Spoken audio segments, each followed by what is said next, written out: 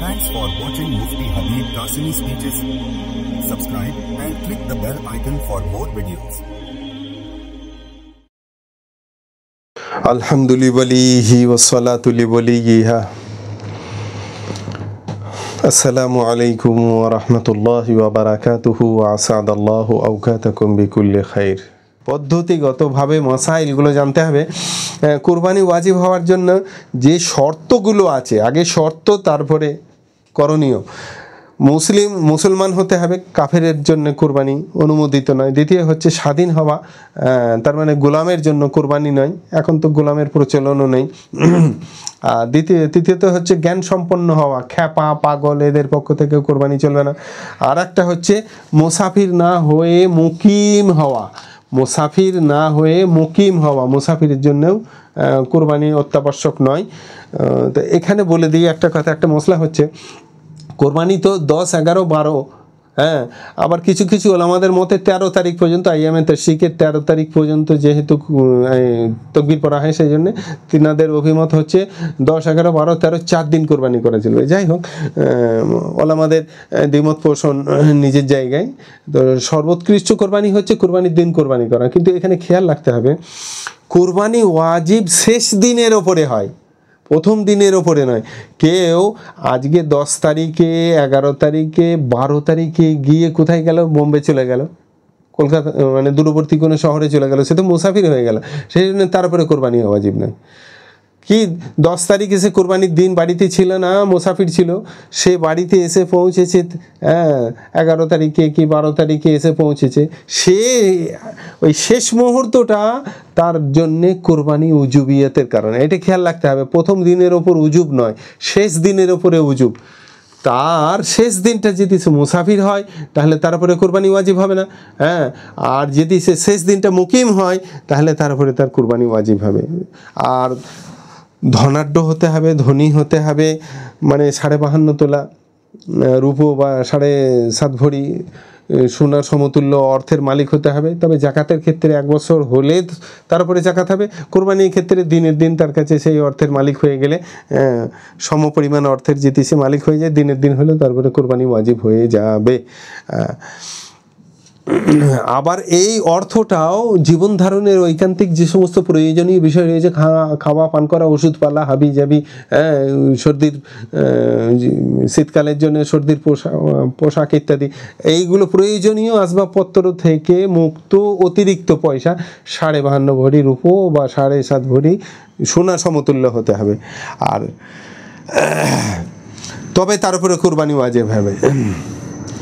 আর যে ব্যক্তির উপর কোরবানি ওয়াজিব নয় সে গরিব ব্যক্তির উপর কোরবানি ওয়াজিব নয়। হ্যাঁ, নফল কোরবানি দিতে পারে, তবে কোরবানি নিয়েতে গরিব ব্যক্তি যদি কোরবানির পশু খরিদ করে তাহলে কোরবানি তার জন্য ওয়াজিব হয়ে যায় কিনে নেবার পরে।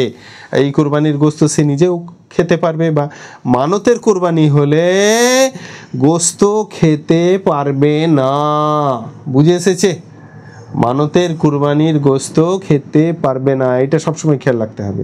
কোরবানি ওয়াজিব হওয়ার ক্ষেত্রে শেষ সময়ের ধর্তব্য যেটা বলেছি, হ্যাঁ, মানে 12 তারিখ অথবা কিছু কিছু আমাদের মতাদর্শ অনুযায়ী 13 তারিখ পর্যন্ত যেহেতু কোরবানি চলবে, এই শেষ দিনটার ওপরে নির্ভর করে তারপরে মানুষের উপরে কোরবানির উজুব হওয়া না হওয়াটা নির্ভর করে। এটা এই প্রথম 10 তারিখটা খেয়াল করলে হবে না।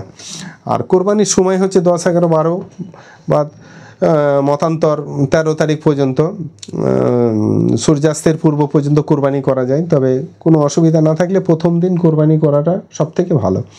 আর যেসব এলাকায় লোকেদের জন্য জুমা এবং ঈদের নামাজ ওয়াজিব, তাদের জন্য ঈদের নামাজের আগে কোরবানি করা জায়েজ নয়। তবে বৃষ্টি বাদল বা অন্য কোনো ওজোরের কারণে যদি প্রথম দিন ঈদের নামাজ পড়তে না পারে, তাহলে সূর্য ঢলে যাওয়ার পর দ্বীপ্রহরের পর কোরবানি করলে বিনা নামাজ পড়েও তাহলে কোরবানি শুদ্ধ হয়ে যাবে। এ কথাটাও খেয়াল রাখতে হবে। আর একটা হচ্ছে ঈদের নামাজের পূর্বানি কোরবানি করলে জায়েজ হবে না সাধারণভাবে। অতিবৃষ্টির কারণে যদি নামাজই পড়তে না পারলো তাহলে দুপুরবেলার পর কোরবানি করলে শুদ্ধ হয়ে যাবে। আর যদি সাধারণ দিবসে স্বচ্ছ আকাশের মাঝখানে যদি বিনা নামাজের আগে কোরবানি করে ফেলে তাহলে সে কোরবানিটা হয়নি, তার কোরবানিটা আবার নতুন করে পরের দিনকে বা সেই দিনকে আবার নতুন করে করতে হবে। আর একটা টাউনের মধ্যে বিভিন্ন জায়গায় কোরবানির জমাত হয়, নামাজ হয়, তো কোনো একটা জমাত হয়ে যাওয়ার পরে গোটা শহরের মধ্যে কোরবানি শুদ্ধ হয়ে যাবে। কথাই বলছি, সকাল 6টার সময় হয়তো প্রথম জমাতটা ঈদের হলো, এবার 6টার পর 6:30, 6:45, 7টা, 7:30, 7:45, 8টা, 8:30, 9টা, 10টা, 11টা, মানে দোহা পর্যন্ত যত যেখানে ঈদুল আজহার নামাজ হচ্ছে সেই পর্যন্ত নিজ মহল্লার নামাজের জন্য অপেক্ষা করে থাকার দরকার নেই। শহরের কোনো একটা জায়গায়, নিজ শহরে কোনো একটা জায়গায় যেখানে প্রথম ঈদুল আজহার নামাজ হয়েছে, সেখানে নামাজের পরে গোটা শহরের মধ্যে কোরবানি করা জায়েজ হয়ে যাবে, অসুবিধা হবে না। আর ঈদের নামাজের পর কোরবানি করা হলো, এরপর জানা গেল যে ইমাম সাহেব ভুলে অজু ছাড়াই নামাজ পড়িয়ে দিয়েছে, কিংবা কোনো কারণবশত ইমাম সাহেবের নামাজ নষ্ট হয়ে গেছে, এমত অবস্থায় নামাজ আবার গোটা গায়ের লোককে ডেকে আবার নতুন করে নামাজ পড়াতে হবে। নামাজ কাউরির হয়নি, সব ঘুরিয়ে নামাজ পড়াতে হবে। আর যারা বাড়ি গিয়ে কোরবানি করে ফেলেছে, তাহলে কোরবানিগুলো ফিরিভিত্তি করতে হবে তো না, কোরবানিগুলো আর ঘুরিয়ে করার দরকার নেই। কিন্তু নামাজটা হয়নি যেহেতু, সেই জন্য আবার গোটা গায়ের লোককে একত্রিত করে জমা করে আবার নামাজটা ঘুরিয়ে পড়তে হবে। আর জিলহজ মাসের 10-11 তারিখে রাত্রিবেলাতেও কোরবানি করা চলবে। হ্যাঁ, তবে হ্যাঁ, রাত্রে কোরবানি করা অপছন্দনীয় বা মকরুহ বলা হয়েছে, কিন্তু পর্যাপ্ত হ্যালোজিন আলো ইত্যাদির ভালো ব্যবস্থা থাকলে আর ঠিকঠাকভাবে যে সমস্ত রগগুলো কাটবার জন্য বলা হয়েছে, 3টে রগের জন্য, কণ্ঠনালী, রক্তনালী, এই সমস্ত যে 3টে রগ কাটবার, সেইগুলো ঠিকঠাকভাবে যদি কাটতে পারে তাহলে রাতে কোরবানি করলেও কোনো অসুবিধা নেই।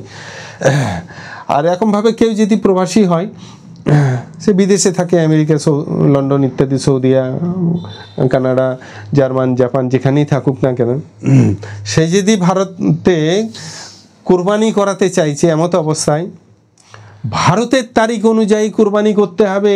সেই আমেরিকা, লন্ডন, জার্মান, জাপানের তারিখ অনুযায়ী কোরবানি করলে কোরবানি শুদ্ধ হবে না। হ্যাঁ, সৌদিয়াতে আছে, সেখানে আগের দিন, আমাদের আগের দিনকে ওদের কোরবানি হয়ে যায়, আমাদের আগের দিনকে ওদের মানে ইয়াউমুল আরাফা হয়ে যায় ওদের। আমাদের যেদিনকে 8 তারিখ, সেদিন হজ হয়, আসলে তো 9 তারিখে হজ, কিন্তু ওদের একদিন আগে মানে চাঁদ দেখা যায় হিসেবে।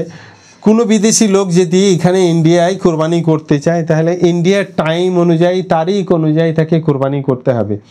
যদি একদিন আগে কোরবানি করে ফেলে, তবে কোরবানি শুদ্ধ হবে না, আবার একটা কোরবানি পশু কোরবানি করতে হবে। এরকমভাবে সকল দেশ এবং সকল শহরের একই অবস্থা, এর উপরে কিয়াস করে নিজেরা নিজেদের মশলা ঠিক করে নেবেন। তো মোট কথা হচ্ছে, এক্ষেত্রে জবাইয়ের জন্য স্থান ধর্তব্য হবে, কোরবানি দাতার বা অবস্থানের স্থান নয়। সে কোথায় অবস্থান করছে সে জায়গাটা বড় নয়, সে যেখানে কোরবানি দিয়ে যাচ্ছে সেই জায়গার হিসেবে কোরবানির দিন 18 জিলহিজ্জা বা 11 তারিখ ইত্যাদি হতে হবে। আর কোরবানির জন্য পশু ক্রয় করা হয়েছে, কেনার পর 3 দিনের মধ্যে সে জবাই করতে না পারলে, কোনো কারণবশত কোনো দুর্ঘটনা, হাবিজাবি কিছু ঘটেছে যার কারণে সে আর কোরবানি করতে পারেনি, তাহলে তার সেই কোরবানির তার মূল্য কী করতে হবে, তার সদকা করে দিতে হবে। আর যদি সময়ের মধ্যে পশু জবাই করে ফেলে, তাহলে পশুর সমুদায় গোস্ত সদকা করে দিতে হবে। এক্ষেত্রে গোস্তের মূল্য যদি মানে মরে যাওয়া সেই যে পশুটা, সেটা জবাই করার করে দেখা গেছে বিক্রি করা হয়েছে, কিন্তু 30,000 টাকায় গরুটা কেনা হয়েছিল, মাংস বিক্রি করে দেখা গেল 25,000 টাকা হয়েছে, তাহলে ওই 25 গোস্তর টাকাটা এবং পকেট থেকে আরও 5,000 টাকা দিয়ে পরিপূরক করে দিয়ে তবে সদকা করে দিতে হবে। তাহলে এই দিকেও খেয়াল রাখতে হবে। যদি মারা যায় কোনোভাবে কেউ, যার কোরবানি হচ্ছে, তো সেই রকম ক্ষেত্রে 3 দিনের মধ্যে জবাই করতে না পারলে যে কিনা পশুটা তার মূল্য সদকা করে দিতে হবে। তবে যদি সময়ের পর পশু জবাই করে ফেলে, সময়ের পরে, কোরবানির সময়ের পরে যদি জবাই করে, তাহলে সেই পশুটার সমস্ত গোস্ত সদকা করে দিতে হবে। এক্ষেত্রে গোস্তের মূল্য যদি ওজন করে তার মূল্যটা নির্ধারণ করা সম্ভব। তো জীবিত খরিদি পশুর থেকে কম হয়, আর এটা হওয়াটাও স্বাভাবিক, তাহলে যে পরিমাণ কম হবে সেই পরিমাণ যে টাকাটা পেল এবং পকেট থেকে অতিরিক্ত টাকাটা দিয়ে তাকে সদকা করে দিতে হবে। আর জবাই করার সুন্নত পদ্ধতি হচ্ছে, কোরআন হাদিস অনুযায়ী জবাই করার পদ্ধতি 3টে শর্ত রয়েছে। মুসলমান হতে হবে, দ্বিতীয় জবাইয়ের সময় আল্লাহর নাম নিতে হবে, আর পশুর 3টে রগ অবশ্যই কাটতে হবে, সেটা হচ্ছে কণ্ঠনালী, শ্বাসনালী আর রক্তনালী। এই কণ্ঠনালী, শ্বাসনালী আর রক্তনালী, এই 3টে না কাটলে বাবু হবে না। আর তার সঙ্গে সঙ্গে জবাইয়ের সুন্নত এবং আদব হচ্ছে, পশুর গলায় জবাই করতে হবে, ঘাড়ে জবাই নয়। অনেক সময় চাই যে ঘাড়ের দিকে জবাই করলে চামড়াটা মাপে লম্বা হয়, দাম বেশি পাওয়া যায়, না, গলায় জবাই করতে হবে, এই দিকে খেয়াল রাখতে হবে। কণ্ঠনালী, শ্বাসনালী এবং রক্তনালীর 2টি রগ থেকে অন্তত একটি রগ কাটতে তো বাধ্য, তবে মাথাকে শরীর থেকে বিচ্ছিন্ন করবে না, একদম 2 টুকরো করে ফেলবে না, এরূপ করা মাকরুহ। তবে পশু হারাম হবে না। কেউ যদি কোপ দিয়ে দুখানে করেও ফেলে, দুখানে মাথা বডি আলাদা করেও ফেলে, তাহলে তার গোস্ত হারাম হবে না, হালাল হবে, তবে এটা অপছন্দনীয়, মাকরুহ বলা হয়েছে। আর জবাইয়ের সময় কি বলবে? বিসমিল্লাহ আল্লাহু আকবার। এভাবে কিভাবে পশুর কম কষ্ট হয় সেদিকেও খেয়াল রাখতে হবে, যাতে খুব সহজে তাড়াতাড়ি প্রাণ বেরিয়ে যায়। আর জবাইয়ের আগে ভালোভাবে ছুরি ধার দিয়ে নেওয়া উচিত হবে। আর কোনো পশুর সামনে জবাই না করা, এমনকি পশুর সামনে ছুরি ধার দিতেও নিষেধ করা হয়েছে। এরকমভাবে এক কোপে পশুর গর্দান ছিন্ন করা এটা জায়েজ নয়। তবে এভাবে যদি জবাই করে তাহলে সেই পশুর মাংস বা গোস্ত খাওয়া হারাম হবে না, সেই পশুর গোস্ত খাওয়া চলবে, কিন্তু এটা ঠিক নয়, জায়েজ নয়। আর পশুকে কেবলামুখী করে শোয়ানো, মাথা উত্তর এবং দক্ষিণ যেদিকেই হোক অসুবিধা নেই, তবে দক্ষিণ দিকে মাথা করলে বেশি ভালো হবে, জবাই করতে সুবিধা হবে। আর জবাই করার আগে পশুকে ঘাস পানি খাইয়ে নিতে হবে। এই সময় পশুকে কোনোভাবে ক্ষুধার্ত বা পিপাসার্থ রাখা যাবে না, এটা একটা মাকরুহ। আর তার সঙ্গে সঙ্গে জবাইয়ের জায়গাটাকে নিয়ে যাওয়ার জন্য পশুটাকে টেনে হিঁচড়ে খবরদার নিয়ে যাবে না। আর ধারালো ছুরি ব্যবহার করা, ভোঁতা ছুরি ব্যবহার করা, ধারালো ছুরি ব্যবহার করা, এই দিকে খেয়াল রাখতে হবে। ভোঁতা ছুরি ব্যবহার করাটা মাকরুহ। আর পশু শোয়ানোর পূর্বেই ছুরি ধার করা, পশু শোয়ানোর পূর্বে ছুরি ধার করাটা, শোয়ানোর পর ধার করাটা মাকরুহ, আগে ধার করে নিতে হবে। আর একটা মশলা হচ্ছে, ভুলবশত বিসমিল্লাহ না পড়লে পশু হারাম হবে না। ভুলবশত কোনো মুসলমান যদি বিসমিল্লাহ না বলে, তাহলে তার জবাইকৃত পশুর মাংস খাওয়া হারাম হবে না। কিন্তু ইচ্ছাকৃতভাবে যদি আল্লাহর নাম না নেয়, তাহলে সেই পশুর গোস্ত খাওয়া হারাম হবে। ইমদাদুল ফাতোয়া 2য় খণ্ডে 556 নম্বর পৃষ্ঠার মধ্যে এসেছে। আর বন্দুক বা গুলিল ইত্যাদির দ্বারা শিকার করে পশু যদি জবাই করার পূর্বেই যদি মারা যায়, গুলি করার পরে মারা যায়, তাহলে তা খাওয়া যাবে না, হারাম হবে। আর পশুর দেহ থেকে রক্ত নির্গত হোক বা না হোক, আর যদি শিকারের পর মৃত্যুবরণ করার আগেই জন্তুকে জবাই করা হয়, তাহলে ওই শিকার করা ওই পশুটা হালাল এবং তার খাওয়াটাও জায়েজ হবে। এটা ফতোয়া শামীর মধ্যে এসেছে। আর একটা মশলা হচ্ছে, কুরবানির সময় মুখে উচ্চারণ করে নিয়ত বা দোয়া পড়া কোনো অত্যাবশ্যক বা জরুরি নয়। যদি অন্তরে কেবল খেয়াল করে যে আমি কুরবানি করছি এবং মুখে বিসমিল্লাহ আল্লাহু আকবার বলে তো জবাই করে, তাহলে কুরবানি হয়ে যাবে। তবে দোয়া পড়াটা তো অবশ্যই ভালো। ইন্নী ওয়াজহাতু ওয়াজহিয়া লিল্লাযী ফাতারাস সামাওয়াতি ওয়াল আরদা হানিফান ওয়া মা আনা মিনাল মুশরিকিন ইন্না সালাতি ওয়া নুসুকি ওয়া মাহইয়ায়া ওয়া মামাতি লিল্লাহি রাব্বিল আলামিন লা শারীকা লাহু ওয়া বিযালিকা উমিরতু ওয়া আনা মিনাল মুসলিমিন আল্লাহুম্মা মিনকা ওয়া লাকা আন মুহাম্মাদিন ওয়া উম্মতিহি, যেভাবে হাদিসের মধ্যে যে দোয়াটা এসেছে, নবীজি নিজের জন্য কোরবানি করেছিলেন, উম্মতের পক্ষ থেকে কোরবানি করেছিলেন। এরপর বিসমিল্লাহি আল্লাহু আকবার বলে পশু জবাই করবে। জবাইয়ের পরে দোয়া পড়বে, আল্লাহুম্মা তাকাব্বালহু মিন্নি কামা তাকাব্বালতা মিন হাবিবিকা মুহাম্মদ ওয়া খালিলিকা ইব্রাহিম আলাইহিস সালাতু ওয়াস সালাম। এই দোয়াটাও পড়তে পারলে ভালো হয়। আর যদি অপরের পক্ষ থেকে কোরবানি করে তাহলে সে মিন্নির জায়গায় তার নাম উচ্চারণ করতে পারবে। জবাই করার কাজে যারা অংশগ্রহণ করবে জবাইয়ের সঙ্গে গরুটাকে পশুটাকে ধরার জন্যে, তাহলে বিসমিল্লাহ আল্লাহু আকবার সবাইকে পড়তে হবে। অনেক সময় জবাইকারী জবাই সম্পাদন হয় না, তখন কসাই বা অন্য কেউ ছুরিটা ধরে জবাইটা কমপ্লিট করে দেয়। এই ক্ষেত্রে উভয়কে অবশ্যই নিজ নিজ জবাইয়ের আগে যদি কোনো একজন বিসমিল্লাহ আল্লাহু আকবার না পড়ে তাহলে কোরবানিটা হবে না, এবং ওই যে পশুটাকে জবাই করা হলো সে পশুটা হালালও হবে না, হারাম হয়ে যাবে। কোনো মৌলী সাহেব বা ইমাম সাহেব সে জবাই করতে গেছে, দিয়ে তারপরে হাতা মাতা বুঝতে না পেরে একটা যে ওখানে কষাই ছিল বলছে তুমি ভাই তুমি একটু ধরে চালিয়ে দাও, তো সে চালিয়ে দিয়েছে, সে বিসমিল্লাহ আল্লাহু আকবার হয়তো বলেনি, ব্যাস গেল, মাংসটাও ফেলে দিতে হবে, কোরবানিটাও হলো না, সব বেকার হয়ে গেল।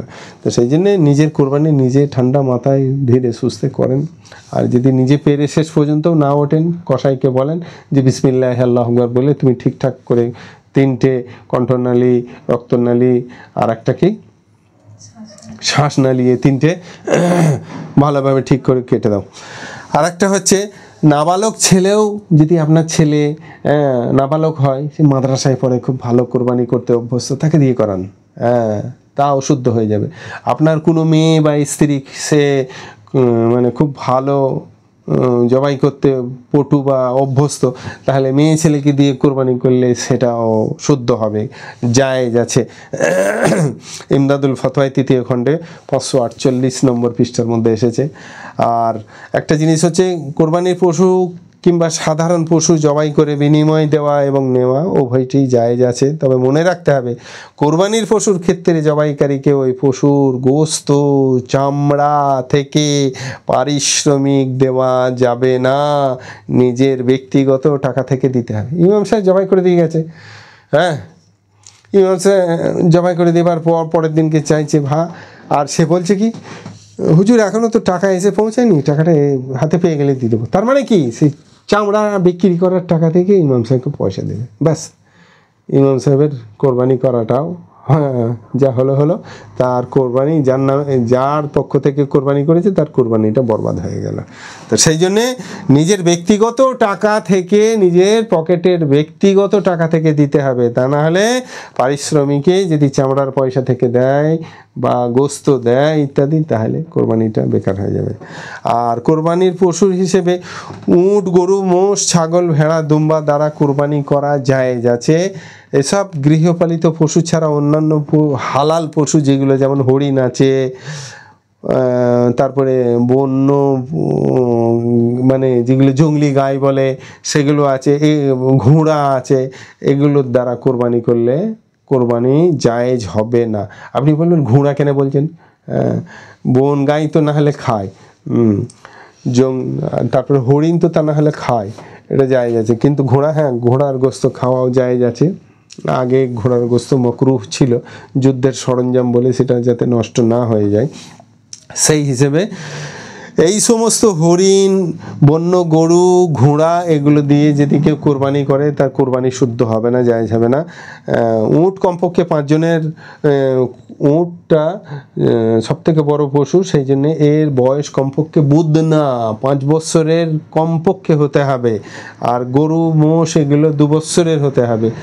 আর দুম্বা, ভেড়া, ছাগল এগুলো 1 বছরের হতে হবে। তবে দুম্বা, ভেড়া যদি খুব হৃষ্টপুষ্ট হয় এবং 6 মাসের দেখে মনে হচ্ছে বছর পার হয়ে চলে গেছে, তাহলে তারও কোরবানি শুদ্ধ হবে। কিন্তু ছাগলের কোনোভাবে 1 বছরের মুহূর্তকাল কম হলেও ছাগলের কোরবানি জায়েজ হবে না, কোরবানি শুদ্ধ হবে না। আর যেসব পশুর কোরবানি করা যায় সেগুলো নর, মাদা, পুরুষ পশু হোক, মাদা পশু হোক মানে স্ত্রী পশু হোক, সব পশুরই কোরবানি করা যাবে। তবে গোস্তের পরিমাণের ক্ষেত্রে যদি বরাবর হয় তবে মাদা পশুর কোরবানি করা উত্তম। তার মানে গরু মোষ এগুলোর ক্ষেত্রে, উটের ক্ষেত্রে, এগুলোর ক্ষেত্রে কি করা, মাদা মানে স্ত্রীলিঙ্গ স্ত্রী পশু কোরবানি করাটা ভালো। একটা শুধু উট ও গাভীর বেলা, এটা শুধুমাত্র উট এবং গরুর ক্ষেত্রে। আর অন্যান্য যে সমস্ত পশু রয়েছে যেমন দুম্বা, ভেড়া, ছাগল, এগুলোর বেলায় পুরুষ পশু কোরবানি করাটা বেশি ভালো। আর একটা কি বিষয় খেয়াল রাখতে হবে, খাসি করা কোনো ছাগল বা পশু কোরবানি পুরোপুরি জায়েজ, কোনো সন্দেহের কারবার নেই যে ওটা তো খুঁতে হয়ে গেছে, খাসি দেওয়া হয়ে গেছে। ওই যে অপারেশনটা করে এসে ছাগলের ছোটোবেলায় আমাদের তো দেখেছি, তো এই রকম খাসি আগে করে রাখলে সেটা পরবর্তীতে কোরবানি দিলে কোনো অসুবিধা হবে না। আর একটা হচ্ছে গব্ন পশুর কোরবানি করাও জায়েজ, তবে জবাইয়ের পর যদি বাচ্চা যদি জেন্ত বেরোয় তাহলে সেটাকেও জবাই করতে হবে। আর এটা খেয়াল রাখতে হবে যদি প্রসবের সময় খুব সন্নিকটস্থ তাহলে সে পশুর কোরবানি করা মাকরুহ। আর যদি 2 মাস 3 মাস অল্প বয়সে মানে প্রেগনেন্ট যদি থাকে সে পশুটা, তাহলে তার কোরবানি করতে কোনো অসুবিধা নেই। আর এমনকি জানতেও পারেনি হয়তো, কোরবানি করার পর দেখা গেল যে তার পেটে বাচ্চা আছে এবং বাচ্চাটা বেঁচে আছে, তাহলে তাকে শুদ্ধ কোরবানি করতে হবে। আর যদি একটা ছাগলের দাম আর গরুর 1% মূল্যের বরাবর কিংবা তার চেয়ে বেশি হয়, তখন স্বতন্ত্র ছাগল কোরবানি করাটাই বেশি ভালো। আর যে পশু 3 পায়ে চলে, জমিনে পা রাখতে পারে না, 4 নম্বর পাটা, এমন পশুর কোরবানি জায়েজ নয়। যদি 4 পায়ে চলতে পারে তবেই কোরবানি জায়েজ হবে। একদম 4 নম্বর পাটা ঠেকাতেই পারে না, সেটা হেঁটে হেঁচড়েই টেনেই চলে, তাহলে তার কোরবানি চলবে না। আর এরকম শুকনো দুর্বল পশু যা জবাইয়ের জায়গা পর্যন্ত হেঁটেই যেতে পারে না, তারও কোরবানি করা জায়েজ নয়। ওই ভ্যানে করে নিয়ে গিয়ে কোরবানির স্থলে নিয়ে গিয়ে নামিয়ে দিয়ে জবাই করলে সে পশুরও কোরবানি চলবে না। এরকমভাবে যে পশুর শিং একবারে গোড়া থেকে ভেঙে গেছে, যে কারণে মাথার তার অ্যাক্সিডেন্ট হয়েছে, মাথার ক্ষতি হয়েছে, মস্তিষ্কের ক্ষতি হয়েছে, এরকম পশুর কোরবানিও জায়েজ নয়। এরকমভাবে যে পশুর অর্ধেক শিং বা তার চেয়ে কম ভেঙে গেছে, বা ফেটে গেছে, বা যে পশুর শিং একেবারে গজায়নি, তো সে পশুর কোরবানি করার কোনো অসুবিধা নেই, জায়েজ আছে। আর এরকমভাবে যে পশুর একটা দাঁত নেই অথবা এত বেশি দাঁত পড়ে গেছে যে সে ঘাস খাবার ইত্যাদি চিবোতে পারে না, এরকম পশুর কোরবানি করাও জায়েজ নয়। এরকমভাবে যে পশুর ন্যাজ বা কোনো একটি কান বা 1/3 বা তার বেশি কাটা থাকে, তাহলে সে পশুর কোরবানি জায়েজ নাই। তবে জন্মগতই যদি কোনো ছোট হয় তাহলে অসুবিধার কোনো কারণ নেই, জন্মগতই কোনো কানটাই ছোট হতেই পারে।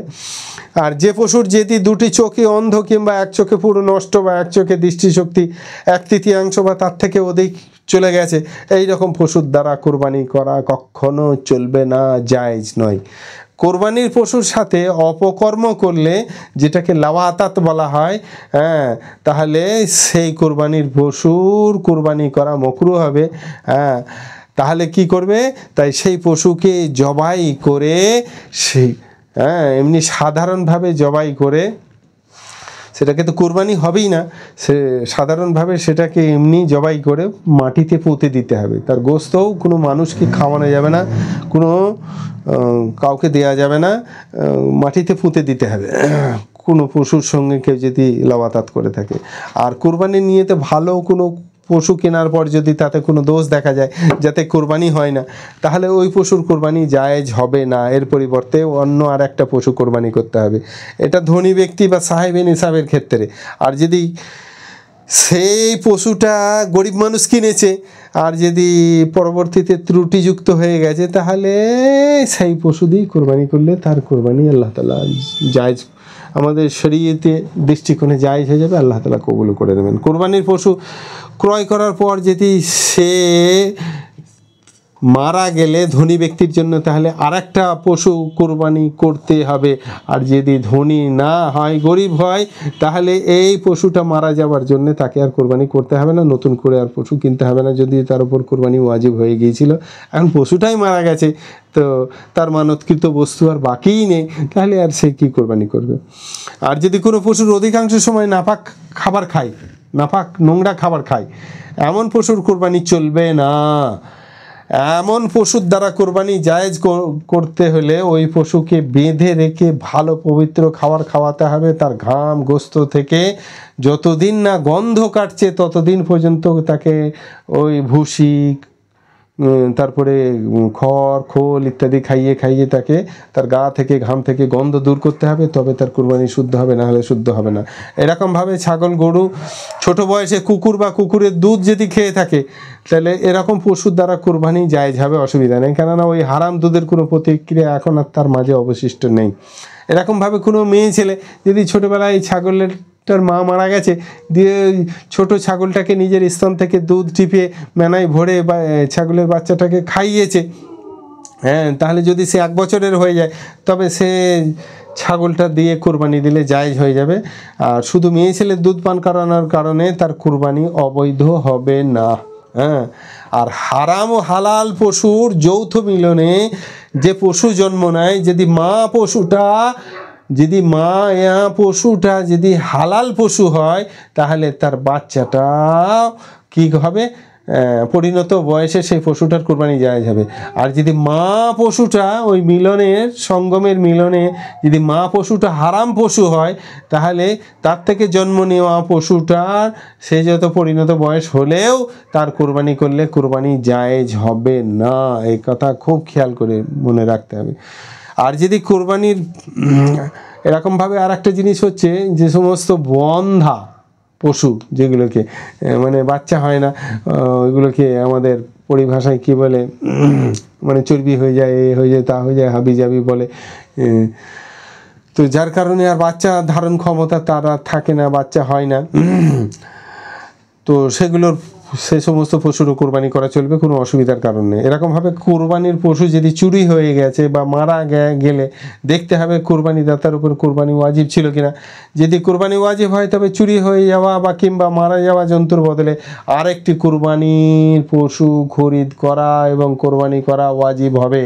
আর যদি নফল কোরবানি হয়, অর্থাৎ গরিবের কোরবানি হয়, তাহলে সেই জায়গায় আর অন্য কোরবানি তার উপরে ওয়াজিব হবে না, আর নতুন করে পশু কিনে তাকে আর কোরবানি করতে হবে না। আর কোরবানিতে অনেকে অংশীদারত্বের সঙ্গে কোরবানি করে, একটা বড় পশুতে, যেমন গরু, মোষ, উট ইত্যাদিতে একাধিক মানুষও কোরবানি করতে পারে। একজনও একটা কোরবানি করতে পারে, 2 জনা, 3 জনা, 4 জনা, 5 জনা, 6 জনা, 7 জনা, এরকমভাবে সিরিয়াল ওয়াইজ যে কোনো বন্টনে কোরবানি হতে পারে, অসুবিধা কিছু নেই। একটা ছাগল বা ভেড়া বা দুম্বা দ্বারা শুধু একটাই কোরবানি হবে। আর এই প্রাণীগুলো থেকে কয়েকজন মিলে যদি কোরবানি করলে কারও কোরবানি সহি হবে না।